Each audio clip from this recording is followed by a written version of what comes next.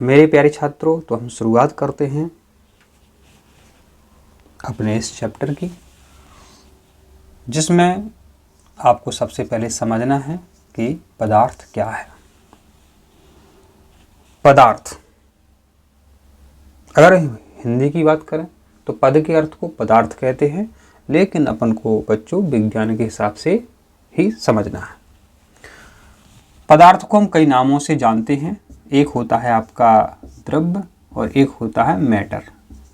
ठीक, ये आपको नाम पता होना चाहिए। जब पदार्थ की आपसे परिभाषा पूछेंगे तो बच्चों आपको पदार्थ की परिभाषा में क्या लिखना है?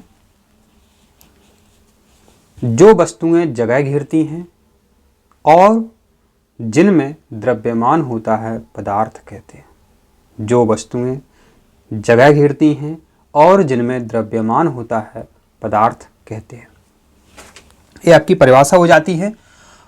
जैसे कि या आप उदाहरण लिखते हैं तो क्या लिखना है? आपकी देखो पेन हो गई है, आपकी कुर्सी हो कह सकते हैं, आपका मोबाइल है, ठीक, और अपने आसपास जो भी आपको दिख रहा है वो सब पदार्थ है। यहां पर लेकिन आपको ध्यान रखना है, अगर उन्होंने उदाहरण दे दिए 10-20 और आपसे कहा कि इनमें से पदार्थ कौन है कौन नहीं है, तो इसका आंसर आप कैसे निकालेंगे? तो हमने परिभाषा में आपको बताया कि पदार्थ क्या होते हैं? जो वस्तुएं मेरे बच्चों जगह घेरती हैं और जिनमें द्रव्यमान होता है, उन्हें हम पदार्थ कहते हैं। अब जैसे हमने किसी छात्र से पूछा, बेटा हो ये बताओ कि जो प्रकाश है ये पदार्थ है या नहीं है।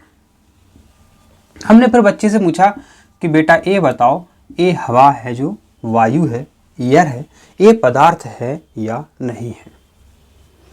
तो अधिकतर ये होता है कि छात्र जवाब देते हैं कि प्रकाश भी पदार्थ है और हवा भी पदार्थ है। जब उनसे कहते हैं कि सिद्ध करके बता दीजिए कि कैसे प्रकाश पदार्थ है और हवा पदार्थ है, तो समझो बात। आप जिस कमरे में ये वीडियो देख रहे हो, उस कमरे में क्या करो, आप कोई बड़ी एलईडी लगा दो। 1 लगाओ, 2 लगाओ, 4 लगाओ, 50 लगाओ, 100 लगाओ। क्या उस प्रकाश से आपका जो कमरा है वो क्या फट जाता है? बिल्कुल नहीं फटता है, क्योंकि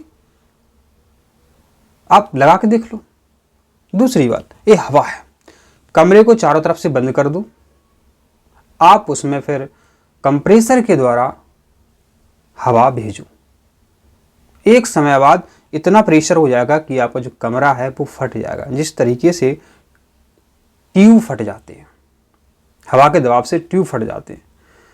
तो मैंने आपको बोला था कि वह वस्तुएं जो जगह घेरती हैं, माने हवा भेज रहे हैं कमरे में या ट्यूब में हवा भेज रहे हैं, वो जगह घेर रहा है, भेजते जा रहे हैं, जगह घेर, अब जगह नहीं बची है तो अंदर जो आप भेज रहे हैं तो वो बाहर निकलने का प्रयास करेंगे तो ट्यूब फट जाता है, क्योंकि उनमें द्रव्यमान होता है।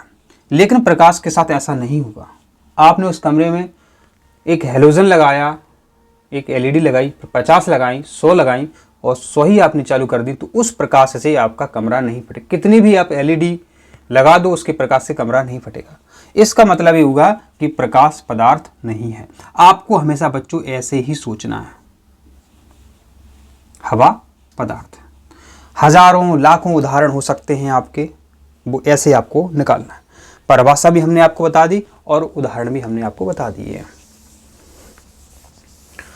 आपको टॉप करना है, एमपी सुपर 100 में पास होना है, तो आप हमारे सभी वीडियो देखें। अब बच्चों, पदार्थ की विशेषताएं परीक्षा में बहुत पूछी जाती हैं। घबराना नहीं है, बिल्कुल भी आपको नहीं घबराना, ठीक, बिल्कुल भी आपको क्या है, घबराना नहीं है। पदार्थ की विशेषता कम से कम परीक्षा में आपको 3 विशेषताएं लिखनी पड़ेंगी, 1, 2, 3। अगर आपको 4 हैं याद तो 4 लिख सकते हैं। अगर आपको 4 हैं या तो 4 लिख सकते हैं। कैसे याद रहे? आप हमारा वीडियो देख रहे हो, एक बार ही हम आपको आंसर याद कराते हैं। अच्छा, कभी आपने पेठा खाए हैं? अच्छा, गजक मुरैना की प्रसिद्ध है, पेठा कहाँ के प्रसिद्ध हैं? तो पेठा जो बच्चों आगरा के फेमस है। ठीक है, आगरा, ये क्या लिख दी हमने? आगरी लिख दी, आगरी लिख दी। ठीक है,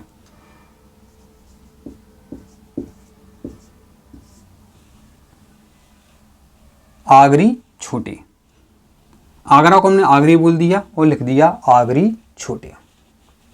ठीक है, तो आप सभी जानते हैं कि पदार्थ जो होते हैं वो छोटे छोटे कणों से मिलकर के बने होते हैं। पदार्थ जो होते हैं वो छोटे छोटे कणों से मिलकर के बने होते हैं। तो अपन ऐसे लिखेंगे आंसर। तो ये आपको याद रखना है, हमारी खातिर आप इतना याद रख लो, आगरी छोटे, ये आप याद रख सकते हैं। तो आंसर ऐसे लिखा जाता है कॉपी में अच्छे नंबर लाने के लिए। पदार्थ की प्रमुख विशेषताएं निम्नलिखित हैं, और नंबर 1 आप कॉपी में लिख देंगे और लिखेंगे पदार्थ के कण, यहां लिख देते हैं हम पदार्थ के कण। पदार्थ के कण एक दूसरे को आकर्षित करते हैं। आ से अपन क्या रख सकते हैं? आकर्षित। पदार्थ के कण एक दूसरे को आकर्षित करते हैं। कोई भी पदार्थ है एक, तो उसके जो कण होते हैं एक दूसरे को आकर्षित करते हैं। तो एक पॉइंट हम ऐसी आशा करते हैं कि आपको याद हो गया। पदार्थ के कण एक दूसरे को आकर्षित करते हैं। दूसरा पॉइंट क्या लिखेंगे?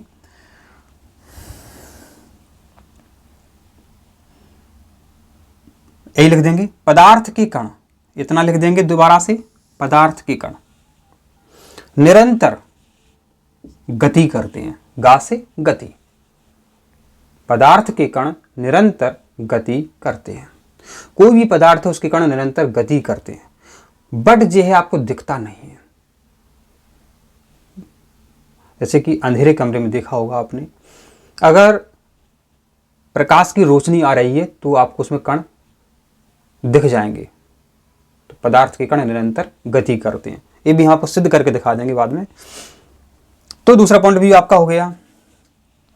अब री है, तो हमने बोला कि पदार्थ जो है छोटे छोटे कणों से मिलकर के बना होता है।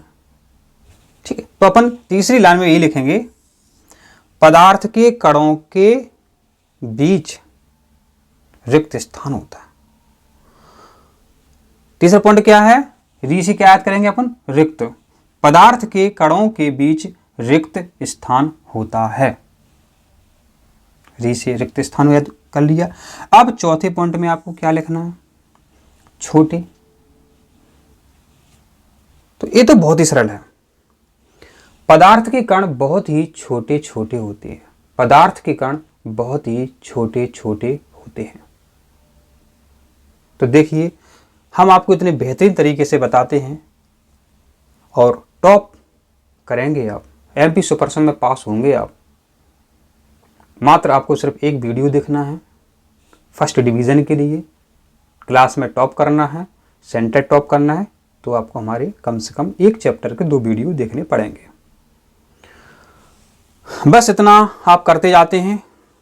और हाँ, आपको नोट्स चाहिए बिल्कुल इसी सिंपल भाषा में, तो आप कमेंट कर सकते हैं, हमारे व्हाट्सएप से आप जुड़ सकते हैं, वहाँ पर आपको नोट्स मिल जाएंगे। इसके अलावा आप डिस्क्रिप्शन भी देखते रहें।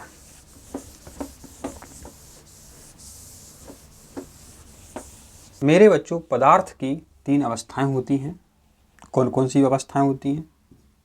एक होती है आपकी ठोस अवस्था, एक होती है आपकी द्रव, और एक होती है आपकी गैस।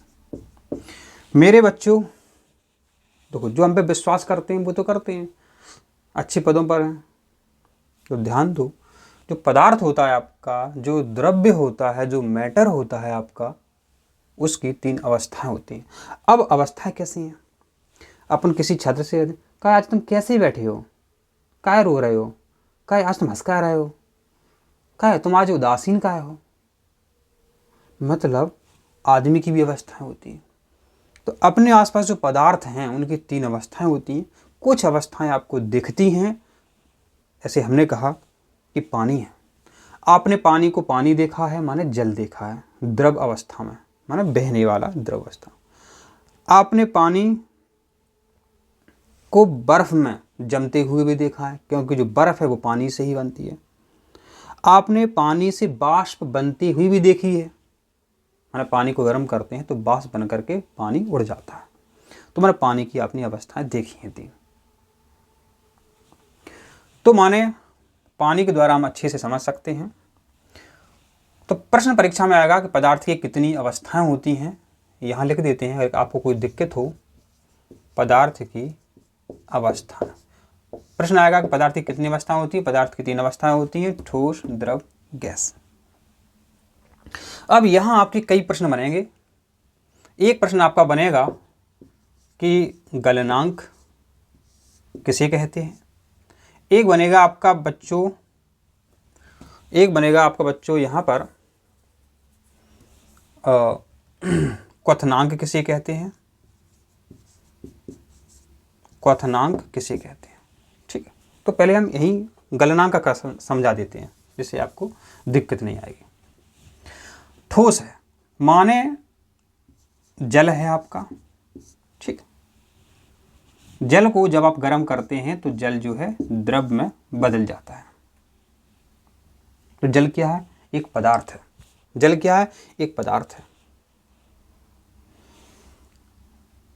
अब जो ठोस है, बर्फ है, अगर आप जानते होंगे जैसे जैसे गर्मी पड़ती है तो जो बर्फ जो ठोस है आपकी, माने जल जो आपका बर्फ अवस्था में है, ये पिघल करके जो है पानी बन जाता है। क्या बन जाता है, ये जल बन जाता है, माने द्रव बन जाता है। क्या बन जाता है, द्रव। तो माने बर्फ जो है जल बन गया। अब आपके पास हो सकता है कि मेरे बच्चों लोहा हो। ये जब पिघलेगा तो ये भी बच्चों जो है द्रव में परिवर्तित हो जाएगा।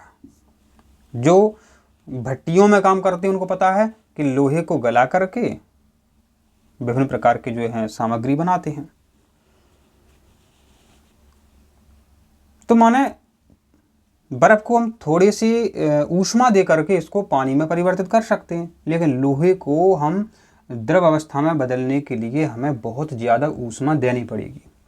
माने जो तापमान है आपका, ये आपका लगभग 1300 डिग्री सेल्सियस करना पड़ेगा।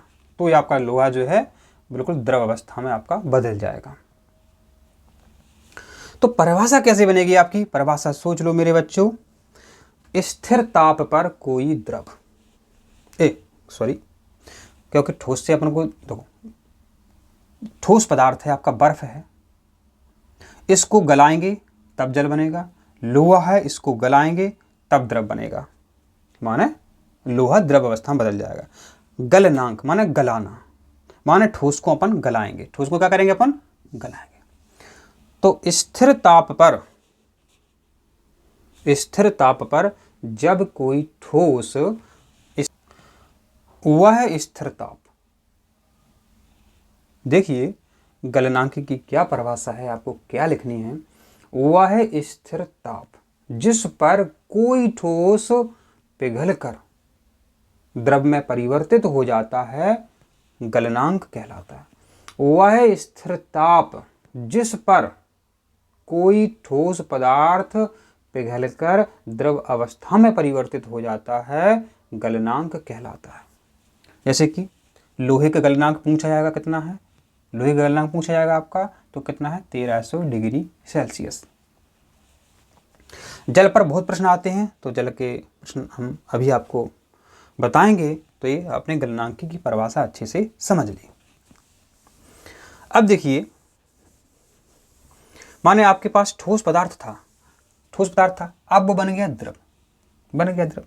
अब द्रव से गैस बनाना है अपन को, गैस बनाना है। तो प्रश्न ऐसे आता है, क्वथनांक। क्या आता है, क्वथनांक। तो समझो बात। अब द्रव बन गया, माने आपके पास पानी है, पानी को आप गर्म करेंगे तो वो उबलने लगेगा। क्या, ऐसे 100 डिग्री सेल्सियस पर पानी उबलता है, तो पानी उबलने लगेगा और वो गैस में परिवर्तित हो जाएगा। तो यहां से परिभाषा अपन ने बनाई थी गलनांक की, अब क्वथनांक की बनाएंगे यहां से। क्या परिभाषा है? वह स्थिर ताप जिस पर, देखो वही बात आ रही, बिल्कुल सब एक जैसा है। वह स्थिर ताप जिस पर कोई द्रव गैसीय अवस्था में परिवर्तित हो जाता है, गैस में बदल जाता है, क्वथनांक कहते हैं। वह स्थिर ताप जिस पर कोई द्रव गैसीय अवस्था में बदल जाता है, क्वथनांक कहते हैं। तो देखो गैस को बच्चों वाष्प भी कहते हैं। आप कहोगे सर हमारी किताब में वाष्प लिखा है, हमारी कुंजी में वाष्प लिखा है, कोई दिक्कत नहीं है। वह स्थिर ताप जिस पर कोई द्रव वाष्प अवस्था में बदल जाता है, क्वथनांक कहते हैं। क्या कहते हैं? क्वथनांक कहते हैं। जैसे कि आपके पास शुद्ध जल है, आपने एक बर्तन में भर दिया, मेरे बच्चों आपने इस बर्तन में भर दिया। यहां से आप क्या है, लो माने अग्नि के द्वारा इसको गर्म कर रहे हैं। तो जब 100 डिग्री सेल्सियस तापक्रम हो जाएगा, तब ये क्या है, ऐसा उबलने लगेगा। तो जल का जो क्वथनांक है बच्चों 100 डिग्री सेल्सियस होता है। जल का जो क्वथनांक है वो आपका 100 डिग्री सेल्सियस होता है। अब देखो, अब परीक्षा में गलनांक और क्वथनांक पर अंतर पूछा जाता है। परिभाषा हमने बता दी, तो जो परिभाषा है इन्हीं से आपकी परिभाषा बन जाएगी। आपको बिल्कुल भी घबराना मेरे बच्चों नहीं है, बिल्कुल भी आपको घबराना नहीं है। पहला पॉइंट क्या लिखेंगे? अंतर में क्या बता रहा है आपको? मंत्र बता रहा है, और परीक्षा में कई बार आया है कि गलनांक और क्वथनांक में अंतर लिखिए। यहां लिख देते हैं गलनांक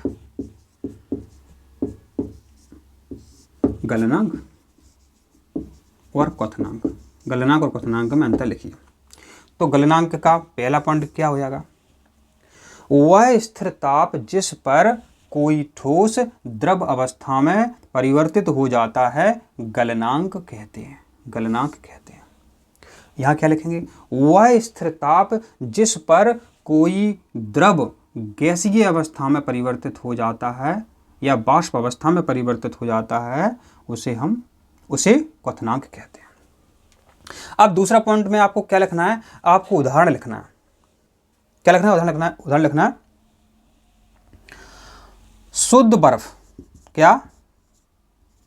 शुद्ध बर्फ का गलनांक, 0 डिग्री सेल्सियस या, बहुत इंपॉर्टेंट है, या 273 केल्विन होता है। वेरी वेरी मोस्ट इंपॉर्टेंट, ये हर साल आता रहता है। शुद्ध बर्फ का गलनांक 0 डिग्री सेल्सियस या 273 केल्विन होता है। माना तापमान को हम सेल्सियस में भी मापते हैं और केल्विन में भी मापते हैं। अब इधर उदाहरण में क्या लिखेंगे अपन? तो देखिए इसका भी सरल है। और आपको क्वथनांक में क्या लिखना है? क्वथनांक माने उबलना, पानी को उबलना, तो यहाँ जल आएगा। कैसे लिखेंगे अपन? शुद्ध जल का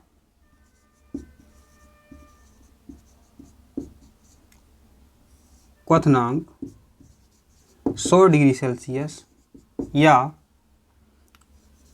373 केल्विन होता है। ये आपका अंतर हो गया। तो परीक्षा में कई बार पूछा जाता है कि जल का क्वथनांक कितना होता है? 100 डिग्री सेल्सियस। वो हिमांक पूछते हैं आपसे ऑब्जेक्टिव टाइप में, वैसे ही पूछ लेते हैं 1 नंबर में। तो शुद्ध जल का बच्चों जो हिमांक होता है वो आपका 0 डिग्री सेल्सियस होता है। देखो, जो शुद्ध जल का हिमांक होता है वो होता है 0 डिग्री सेल्सियस। यहाँ देखिए क्या है, शुद्ध बर्फ का गलनांक, एक ही बात है, शुद्ध बर्फ का गलनांक कहो या जल का हिमांक कहो, एक ही बात है, ध्यान रखें। परीक्षा में ये आता रहता है, नहीं कहोगे सर हमें आपने बताया नहीं है, तो इसको हम साफ कर देते हैं, फिर आपको और समझाते हैं। अब यहाँ जो बताने वाले हैं आपको, वो हर साल परीक्षा में आता रहता है।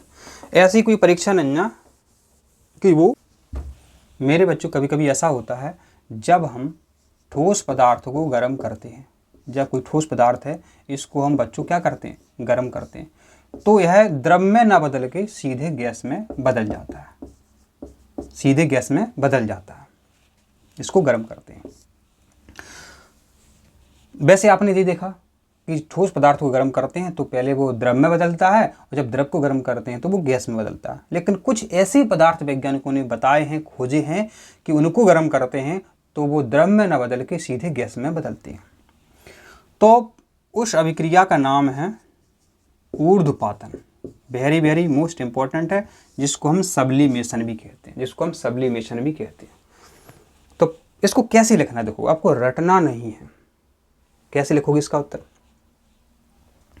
जब किसी ठोस पदार्थ को, जब किसी ठोस पदार्थ को गर्म करते हैं तो वह सीधे बाष्प में या लिखें गैस में परिवर्तित हो जाता है, ऊर्ध्वपातन कहते हैं। पुनः एक बार सुन लो, बहुत सरल परिभाषा है। जब किसी ठोस पदार्थ को गर्म करते हैं तो वह सीधे बाष्प में परिवर्तित हो जाता है, ऊर्ध्वपातन कहते हैं। अब वो आपसे उदाहरण पूछते हैं, वो आपसे क्या पूछते हैं, उदाहरण। ठीक है, तो उदाहरण आपको बता रहा है, उदाहरण बता रहा है आपको। उदाहरण जैसे अमोनियम क्लोराइड NH4Cl, जैसे अमोनियम क्लोराइड, कपूर, आयोडीन, और बच्चों पता है आयोडीन का संकेत क्या है, आयोडीन का संकेत है आई। ठीक है, तो अमोनियम क्लोराइड, कपूर, आयोडीन, ये परीक्षा में आपके कई बार पूछे गए हैं, ये परीक्षा में आपके कई बार पूछे गए हैं। ठीक है, तो आप इसको ध्यान रखें।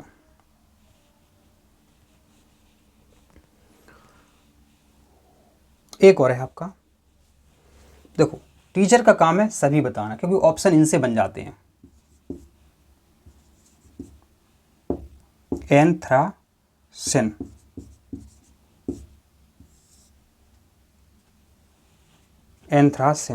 ठीक है, एंथ्रासिन को गर्म करते हैं तो यह सीधे गैसीय अवस्था में बदल जाते हैं। ये आपको लिखना है। आप कॉपी उठा करके देखो, नोट्स उठा करके देखो, किताबें उठा करके देखो, आपको सब कुछ वहाँ पर मिल जाएगा।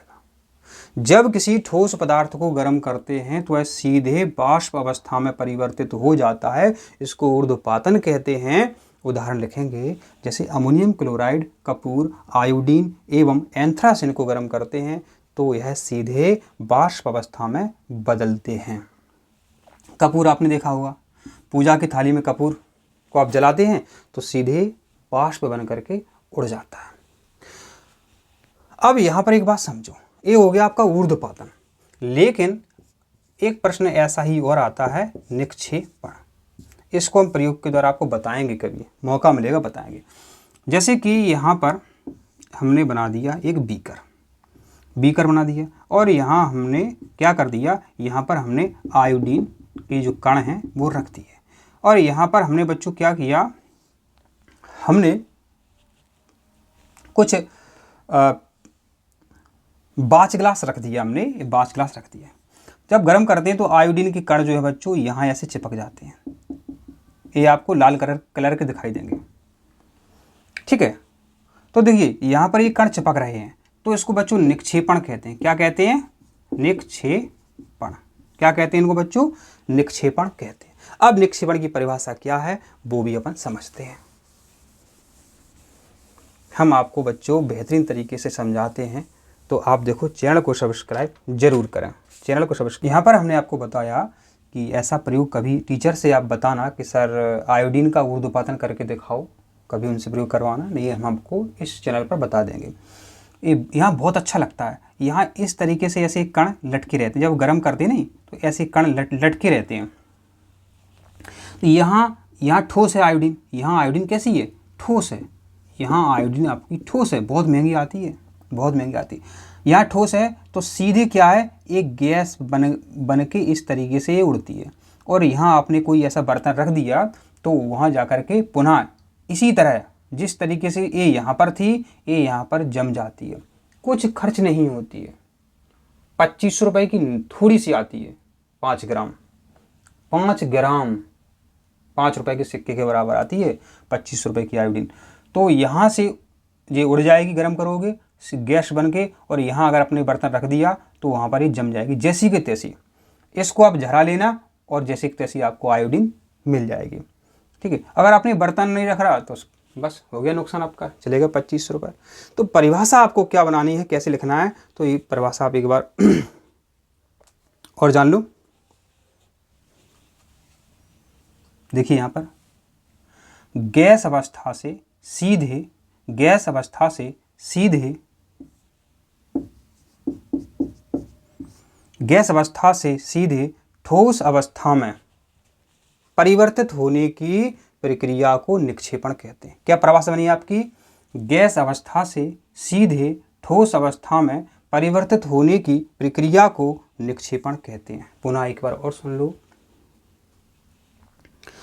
गैस अवस्था से सीधे ठोस अवस्था में परिवर्तित होने की प्रक्रिया को निक्षेपण कहते हैं। यह ऊर्ध्वपातन की विपरीत प्रक्रिया है, यह ऊर्ध्वपातन के विपरीत प्रक्रिया है, यह क्रिया लिख सकते हैं, यह ऊर्ध्वपातन के विपरीत क्रिया है, यह ऊर्ध्वपातन के विपरीत क्रिया है। इसलिए विपरीत क्रिया है ऊर्ध्वपातन के। समझो, ऊर्ध्वपातन में ठोस से गैस बन रही है, ठोस से गैस, हम ये लिख देते हैं गैस, और क्या है, ठोस से गैस बनी और गैस से फिर ठोस बनी। ठीक है, जब ठोस से वाष्प बने तो ऊर्ध्वपातन, जब गैस से पुनः ठोस बने तो निक्षेपण, और निक्षेपण माना होता भी है जमना।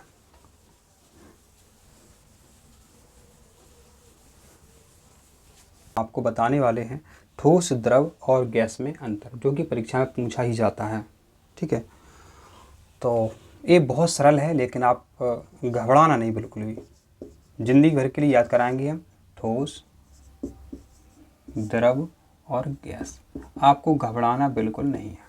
ठीक है, आपको घबराना मेरे बच्चों बिल्कुल नहीं है। ठोस, द्रव, गैस में अंतर हमेशा परीक्षा में आता रहता है, याद कैसे रखें, सही समस्या है। आपको याद रखना है, आकर आया, आकर आया पास पास, आकर आया पास, कोई आया, आकर आया पास, दूर बहुत दूर, आकर आया पास, आकर आया पास, आकर आया पास, दूर और दूर बहुत दूर, आकर आया पास, दूर बहुत दूर, ये आपको याद रखना है। तो बच्चों इसका एक पॉइंट बनता है ठोसों का, क्या पॉइंट बनेगा, इनका निश्चित आकार होता है, इनका निश्चित आकार होता है। मार्कर आपने एक बार देख लिया तो इस तरीके से आपको कोई दिखाएगा ये क्या है, तो आप तुरंत बता देंगे कि ये सारे मार्कर है। छोटे बच्चे से ही पूछो मोबाइल को लेकर के ये क्या है, वो बता देगा कि यह मोबाइल है, क्योंकि जो ठोस होते हैं उनका निश्चित आकार होता है। अब द्रव की बात करते हैं। पानी ऐसा होता है जिसको जिस बर्तन में रखोगे वैसा वो आकार ले लेता है। तो इनका तो समझ गए आप कि निश्चित आकार होता है। यहां लिखोगे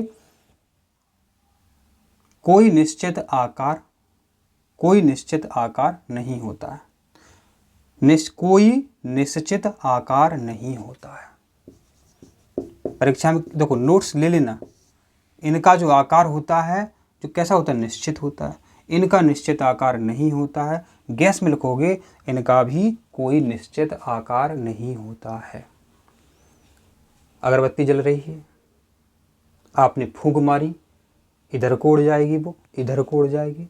माने विसरण के द्वारा जो है हवा जिस दिशा में चलेगी उसकी सुगंध पहुंच जाएगी, विसरण के कारण। ठीक, तो ठोसों का देखो निश्चित आकार होता है, द्रव में लिखोगे कोई निश्चित आकार नहीं होता है। जैसा बर्तन वैसा द्रव, इनका भी कोई निश्चित आकार नहीं होता। फिर हमने बोला था आकर आया आयतन। क्या? आयतन। आपके पास तीन बर्तन हैं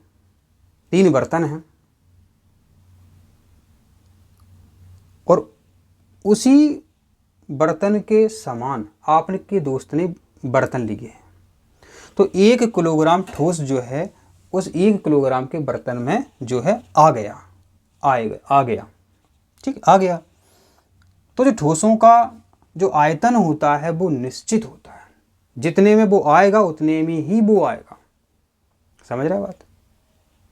द्रव देख लो, 1 लीटर का जो है आपके पास कोई बर्तन है तो उसमें 1 लीटर ही द्रव जो उसमें आएगा।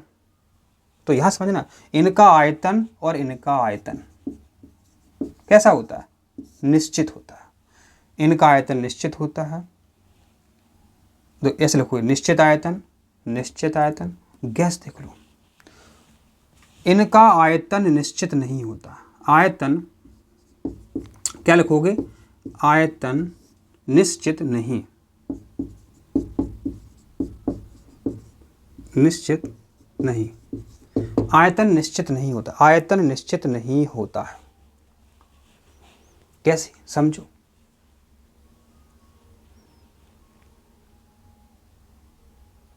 आपके पास इंजेक्शन होगा, इंजेक्शन का मुख बंद कर लेना, उसको आप दबाना, तो जो गैस भरी है पूरी उनको आप कम आयतन में उसको कर सकते हैं। बड़े बड़े जो टैंकर आते हैं, उनमें हज़ारों लीटर जो है गैस आती है। उनको संपीड़ितता के द्वारा, कंप्रेशर के द्वारा उसको संपीड़ित करके जो जिस आकार का जो बर्तन होता है उसमें अधिक से अधिक गैस भर सकते हैं। ठीक है, तो बच्चों गैस का आयतन जो है निश्चित नहीं होता है। गैस का जो आयतन है निश्चित नहीं होता। हमने क्या बोला था कि आकर आया पास। तो बच्चों ठोस कोई ठोस क्यों है? ठोस क्यों है? क्योंकि बच्चों जो ठोस है छोटे छोटे कणों से मिलकर के बना होता है। ठोस जो होता है छोटे छोटे कणों से मिलकर के बना होता है। तो ठोस में जो बच्चों कण होते हैं, ठोस में जो कण होते हैं वो कैसे होते हैं? पास पास। ठोस में कण पास पास होते हैं। ठोस में कण पास पास होते हैं। हमने क्या बोला था? आकर आया पास, दूर, बहुत दूर। तो ठोस में कण पास पास होते हैं। अब इसमें क्या लिखोगे? द्रव में कण लिख दें क्या?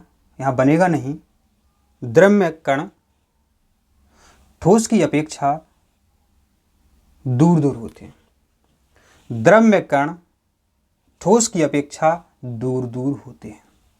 गैस में ये लिखेंगे। तीसरा पॉइंट बता दिया हमने आपके।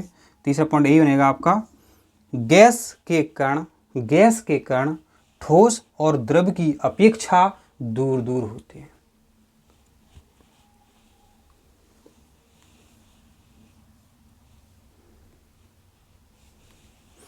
एक बार सुन लो, ठोस के कण पास पास होते हैं इसलिए इनमें रिक्त स्थान कम होता है। जब पास पास हैं तो खाली जगह तो मिलेगी नहीं। यहां लिखोगे द्रव के कण ठोस की अपेक्षा दूर होते हैं और इनमें रिक्त स्थान ठोस से ज्यादा होता है। यहां लिखोगे गैस के कण ठोस और द्रव की अपेक्षा दूर दूर होते हैं इनके मध्य रिक्त स्थान ठोस और द्रव की अपेक्षा ज्यादा होता है।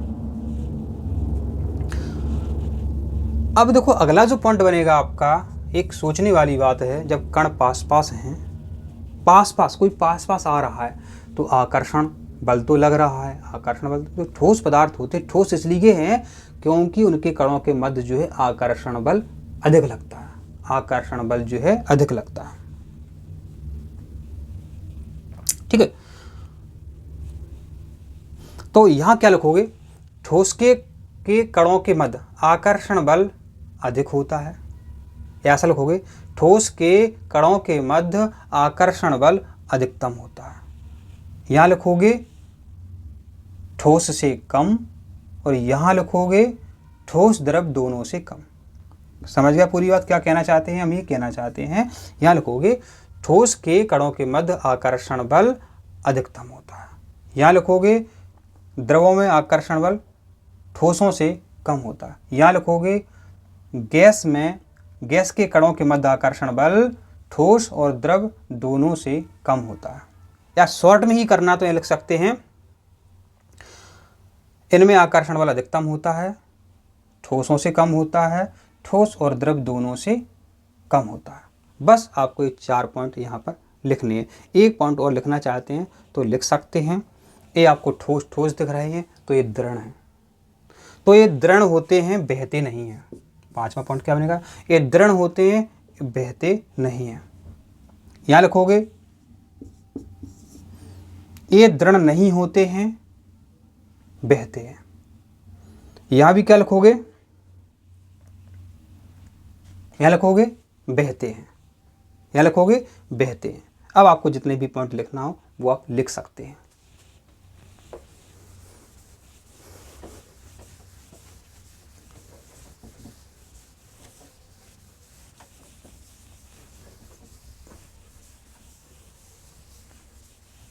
प्रिय छात्रों, अब हम आपको बताने वाले हैं ठोस, द्रव और गैस में अंतर, जो कि परीक्षा में पूछा ही जाता है।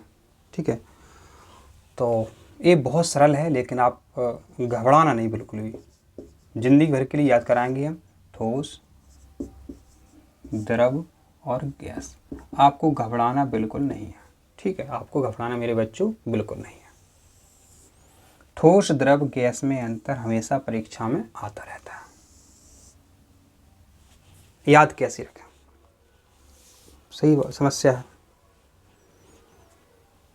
आपको याद रखना है आकर आया पास पास, आकर आया पास, कोई आया, आकर आया पास, दूर बहुत दूर। आकर आया पास, आकर आया पास, आकर आया पास, दूर और दूर बहुत दूर। आकर आया पास, दूर बहुत दूर। ये आपको याद रखना है। तो बच्चों इसका एक पॉइंट बनता है ठोसों का। क्या पॉइंट बनेगा, इनका निश्चित आकार होता है। इनका निश्चित आकार होता है।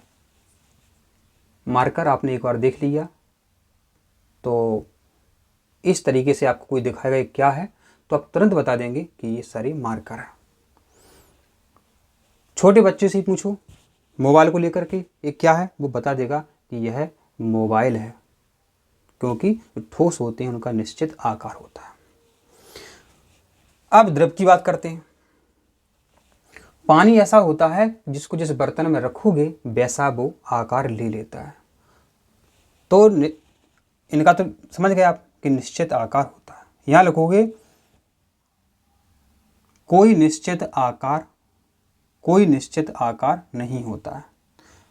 कोई निश्चित आकार नहीं होता है। परीक्षा में देखो नोट्स ले लेना। इनका जो आकार होता है जो कैसा होता है, निश्चित होता है। इनका निश्चित आकार नहीं होता है। गैस में लिखोगे इनका भी कोई निश्चित आकार नहीं होता है। अगरबत्ती जल रही है, आपने फूंक मारी इधर को उड़ जाएगी, वो इधर को उड़ जाएगी। माने विसरण के द्वारा जो है हवा जिस दिशा में चलेगी उसकी सुगंध पहुंच जाएगी विसरण के कारण। ठीक, तो ठोसों का देखो निश्चित आकार होता है, द्रव में लिखोगे कोई निश्चित आकार नहीं होता, जैसा बर्तन वैसा द्रव, इनका भी कोई निश्चित आकार नहीं होता। फिर हमने बोला था आकर आया आयतन, क्या आयतन। आपके पास तीन बर्तन हैं और उसी बर्तन के समान आपके दोस्त ने बर्तन लिए हैं, तो 1 किलोग्राम ठोस जो है उस 1 किलोग्राम के बर्तन में जो है आ गया। ठीक, आ गया। तो जो ठोसों का जो आयतन होता है वो निश्चित होता है, जितने में वो आएगा उतने में ही वो आएगा। समझ रहे बात? द्रव देख लो, 1 लीटर का जो है आपके पास कोई बर्तन है तो उसमें 1 लीटर ही द्रव जो उसमें आएगा। तो यहां समझना, इनका आयतन और इनका आयतन कैसा होता है? निश्चित होता है। इनका आयतन निश्चित होता है, तो ऐसे लिखो निश्चित आयतन। गैस देख लो, इनका आयतन निश्चित नहीं होता। आयतन क्या लिखोगे? आयतन निश्चित नहीं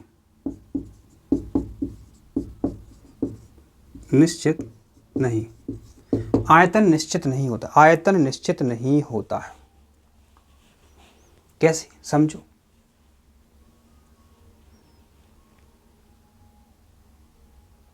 आपके पास इंजेक्शन होगा, इंजेक्शन का मुख बंद कर लेना, उसको आप दबाना, तो जो गैस भरी है पूरी उनको आप कम आयतन में उसको कर सकते हैं। बड़े बड़े जो टैंकर आते हैं उनमें हज़ारों लीटर जो है गैस आती है, उनको संपीड़ितता के द्वारा, कंप्रेशर के द्वारा उसको संपीड़ित करके जो जिस आकार का जो बर्तन होता है उसमें अधिक से अधिक गैस भर सकते हैं। ठीक है, तो बच्चों गैस का आयतन जो है निश्चित नहीं होता है। गैस का जो आयतन है निश्चित नहीं होता। हमने क्या बोला था कि आकर आया पास। तो बच्चों ठोस कोई ठोस क्यों है? ठोस क्यों है? क्योंकि बच्चों जो ठोस है छोटे छोटे कणों से मिलकर के बना होता है। ठोस जो होता है छोटे छोटे कणों से मिलकर के बना होता है। तो ठोस में जो बच्चों कण होते हैं, ठोस में जो कण होते हैं वो कैसे होते हैं? पास पास। ठोस में कण पास पास होते हैं। ठोस में कण पास पास होते हैं। हमने क्या बोला था? आकर आया पास, दूर, बहुत दूर। तो ठोस में कण पास पास होते हैं।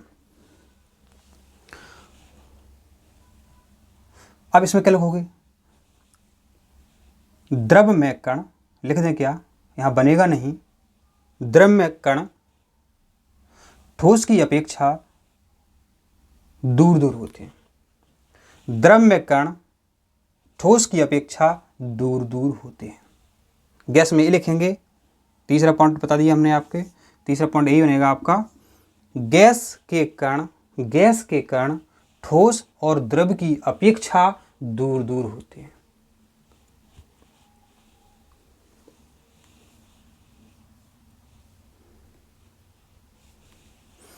एक बार सुन लो,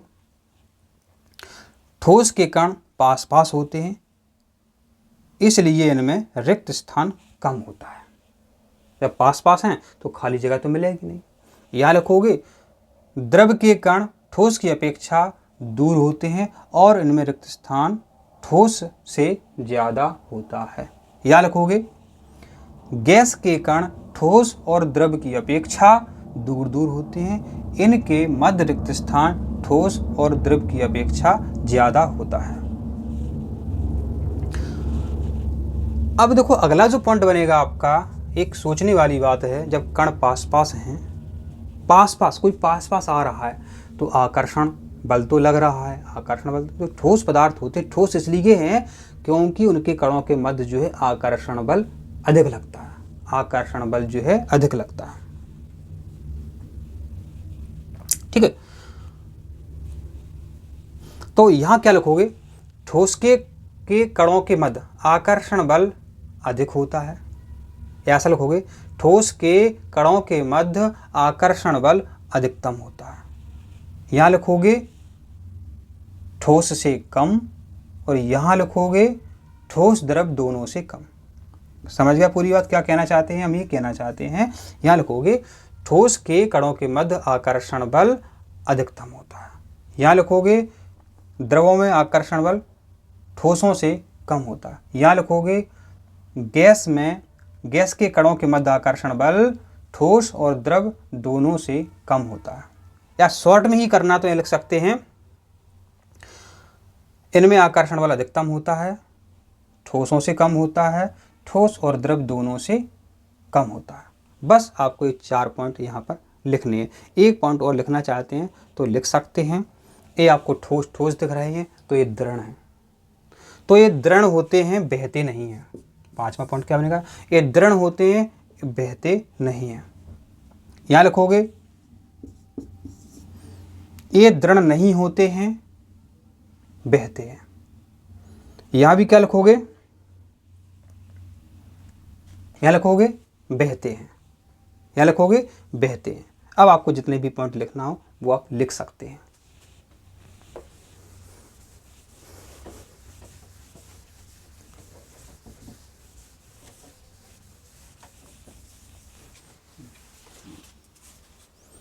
अब हम आपको बताने वाले हैं ऊष्मा के बारे में, ऊष्मा के बारे में। तो आपके इस चैप्टर में कई प्रकार की ऊष्मा हैं, तो हम चर्चा करेंगे अभी गुप्त ऊष्मा के बारे में। गुप्त ऊष्मा के बारे में देखिए, आपके पास बर्फ रखी हुई है, कुछ समय बाद आप देखते हैं कि बर्फ जो है कुछ समय बाद जो है जल में परिवर्तित हो गई, बर्फ जल में परिवर्तित हो गई। और आप देखते हैं कुछ समय बाद जल भी नहीं मिला आपको, क्योंकि वो गैस बन करके उड़ गया। ऐसा आप देखते हैं। ऐसा कैसे हुआ? क्योंकि बच्चों जो पदार्थ होते हैं सबके अंदर गुप्त ऊष्माएं होती हैं। अब ये हम आपको वीडियो बना करके बता रहे हैं।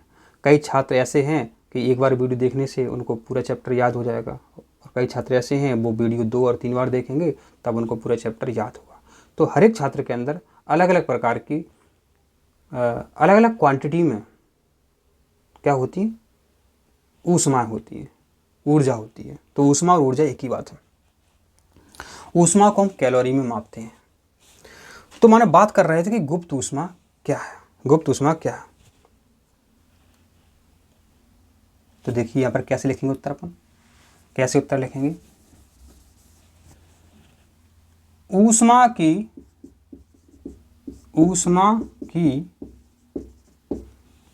की वह मात्रा, ऊष्मा की वह मात्रा जो पदार्थ के अवस्था परिवर्तन में व्यय होती है, गुप्त ऊष्मा कहते हैं। अभी अपन ने देखा था बर्फ से जल और जल से गैस बन गई थी, और जल क्या है, पदार्थ है, गैस क्या है, पदार्थ है।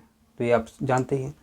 तो ऊष्मा की, मेरे बच्चों, ऊष्मा की वह मात्रा, ऊष्मा की वह मात्रा जो, ऊष्मा की वह मात्रा जो पदार्थ के अवस्था परिवर्तन, इसमें टाइम लगता है, ऊष्मा की वह मात्रा जो पदार्थ के अवस्था परिवर्तन में खर्च होती है, माने व्यय होती है, व्यय होती है, गुप्त ऊष्मा कहते हैं, गुप्त ऊष्मा कहते हैं। बहुत सरल है। यहाँ आपने देखा था बर्फ से जल और जल से गैस। तो ऊष्मा की वह मात्रा जो पदार्थ की अवस्था परिवर्तन में व्यय होती है गुप्त ऊष्मा कहते हैं। अब ऐसा ही प्रश्न और आता है, संगलन की प्रसुप्त ऊष्मा। प्रश्न आता है संगलन की गुप्त ऊष्मा। क्या प्रश्न आता है? संगलन की प्रसुप्त ऊष्मा। तो संगलन की प्रसुप्त ऊष्मा, इसका उत्तर क्या? उत्तर आप कैसे याद रखेंगे काफी समय तक, नहीं तो रटोगे तो भूल जाओगे। ये लिखा है आपका संगलन। संगलन वाली बात हो रही है गलाना। क्या होता है? गलाना। ठीक है। जैसे कि आपके पास क्या है मेरे बच्चों? बर्फ है। क्या है? बर्फ है। बर्फ को आप ऊष्मा देंगे तो यह ऊष्मा लेगा और बर्फ के बाद जो है ये जल में बदलने लगेगा। ठीक है। तो जो ऊष्मा हम इसको देंगे वो कहलाएगी संगलन की प्रसुप्त ऊष्मा। जो इसमें हम ऊष्मा का प्रयोग करेंगे बर्फ से जल बनाने में। अब बर्फ से जल बनाएंगे तो एक संगलन बिंदु होगा, ऐसे पता चल जाएगा कि इसको इतना गर्म करते हैं इस बर्फ को तो ये जल में पिघलने लगती है। तो देखो आंसर कैसे बनाना है समझो। परीक्षा में देखो इतना तो लिख के आएगा कि संगलन की प्रसुप्त ऊष्मा किसे कहते हैं। इतना तो पेपर में ही छप के आएगा, क्या दिक्कत है? तो लिखेंगे संगलन की प्रसुप्त ऊष्मा। उत्तर लिखेंगे, यहां से लिखेंगे उत्तर। अब ये तो प्रश्न में छप के आएगा कि संगलन की प्रसुप्त ऊष्मा किसे कहते हैं। अब उत्तर में अपन कैसे लिखेंगे? उत्तर में अपन लिखेंगे संगलन की प्रसुप्त ऊष्मा ऊर्जा की वह मात्रा है जो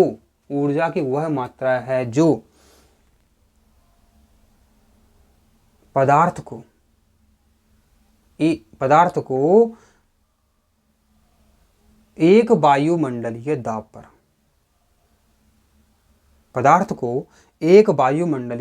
पर संगलन बिंदु तक लाने के लिए प्रयोग होती है। तो कितनी सरल परिभाषा थी आपकी।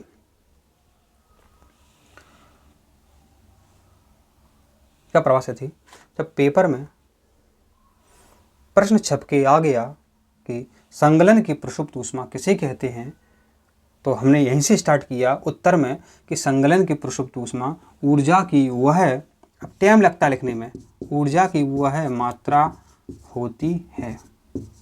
ठीक है। ऊर्जा की वह मात्रा होती है जिससे 1 किलोग्राम ठोस को एक वायुमंडलीय दाब पर संगलन बिंदु तक लाने के लिए प्रयोग होती है, संगलन की प्रसुप्त ऊष्मा कहते हैं। तो ये आपका ये आंसर हो गया। आप नोट्स ले लीजिए, ये तो आप यहाँ तो आप समझ ही रहे हो, कोई दिक्कत नहीं है, आप नोट्स ले सकते हो। अब बच्चों बात करते हैं शुष्क बर्फ किसे कहते हैं। ये परीक्षा में आता रहता है, हर साल आता है। शुष्क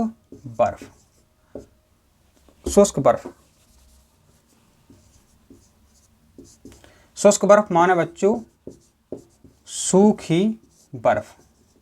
शुष्क माने होती है सूखी। तो शुष्क बर्फ बच्चों होती है CO2, ठोस CO2। कैसी? ठोस CO2।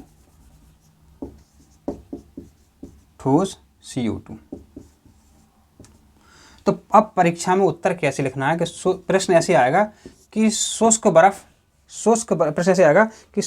किसे कहते हैं और क्यों। प्रश्न ऐसे आएगा कि शुष्क बर्फ किसे कहते हैं और क्यों। तो यहाँ लिखोगे आप आंसर, ठोस कार्बन डाइऑक्साइड को शुष्क बर्फ कहते हैं। यहाँ क्या लिखोगे? ठोस कार्बन डाइऑक्साइड को शुष्क बर्फ कहते हैं। ठोस कार्बन डाइऑक्साइड को शुष्क बर्फ कहते हैं। फिर अब प्रश्न ऐसा आएगा क्यों कहते हैं? क्योंकि यह द्रव अवस्था में परिवर्तित हुए बिना गैस में बदल जाती है। क्योंकि यह द्रव अवस्था में परिवर्तित हुए बिना गैस में परिवर्तित हो जाती है। आपने फिल्मों में देखा होगा, मटके में भर देते हैं, तो धुआं उड़ता रहता है, वो क्या होती है? ठोस कार्बन डाइऑक्साइड होती है, ये बहुत ठंडी होती है। तो उत्तर समझ गए आप। प्रश्न आएगा कि शुष्क बर्फ किसे कहते हैं? तो ठोस कार्बन डाइऑक्साइड को, ठोस CO2 को शुष्क बर्फ कहते हैं। क्यों कहते हैं? क्योंकि यह ठोस अवस्था से सीधे गैसीय अवस्था में परिवर्तित हो जाती है, क्योंकि यह ठोस अवस्था से सीधे गैसीय अवस्था में परिवर्तित हो जाती है। अब वीडियो काफ़ी जो है लंबा हो चुका है, इसका एक पार्ट और लेकर के आएंगे हम। तो यहाँ हम थोड़ा सा समझाने वाले हैं तापमान के बारे में, तापमान के बारे में जो बहुत इम्पोर्टेंट है। तो किसी वस्तु को हम जब पकड़ते हैं तो पता चल जाता है कि ये गर्म है या ठंडी है, गर्म है ठंडी है, तो ये तापमान होता है। तापमान को हम बच्चों डिग्री सेल्सियस में भी नापते हैं, तापमान को हम केल्विन में भी नापते हैं, और बहुत सारे ऐसे बिंदु हैं फ़ारेनहाइट में भी तापक्रम को नापते हैं। ठीक है, फ़ारेनहाइट में भी नापते हैं। ये तापमान नापने की इकाई है। अब दाब नापने की इकाई परीक्षा में पूछी जाती है। तो दाब नापने की इकाई होती है आपकी पास्कल या न्यूटन प्रति मीटर स्क्वायर। दाब मापने की इकाई होती है आपकी पास्कल या न्यूटन प्रति मीटर स्क्वायर। और लंबाई मापने की इकाई होती है ऐसा इकाई, ये होती है आपकी मीटर। क्या होती है? मीटर। लंबाई मापने की इकाई होती है आपकी मीटर।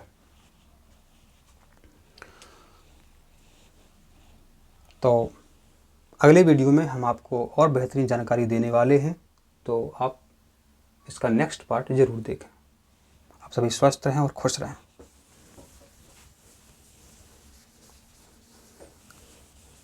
कई छात्र कह रहे हैं कि सर इसमें थोड़ा सा और बता दो कि 0 डिग्री सेल्सियस को हम केल्विन में कैसे बदलते हैं। तो सिंपल सा फॉर्मूला है।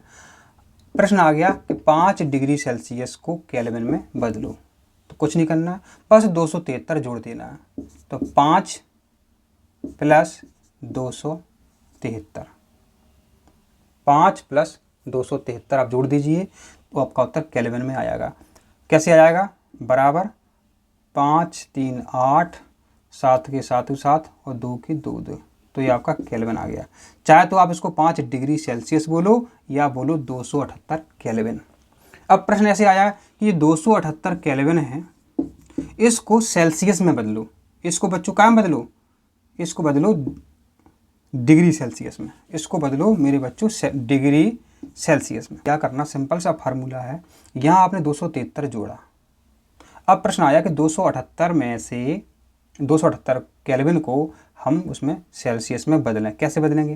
तो देखिए यहाँ पर ये था डिग्री सेल्सियस, डिग्री सेल्सियस से केल्विन में बदलने के लिए 273 जोड़ते हैं। अब आपके सामने जो दिया है 278, ये 278 आपके केल्विन में मिल रही है। अब सेल्सियस में बदलना है, 273 जोड़ा था तो यहाँ 273 जो है बच्चों घटा दो, तो उत्तर आएगा आपका 5। अब आएगा सेल्सियस। तो केल्विन से अगर सेल्सियस बनाना है तो 273 घटा दियो, अगर सेल्सियस से केल्विन बनाना है, सेल्सियस से केल्विन बनाना है तो 273 जोड़ दियो। बस इतना सा आपको ये करना था। तो देखिए सिंपल फॉर्मूले हैं, परीक्षा में हमेशा आते रहते हैं। तो आप नेक्स्ट वीडियो ज़रूर देखें हमारा।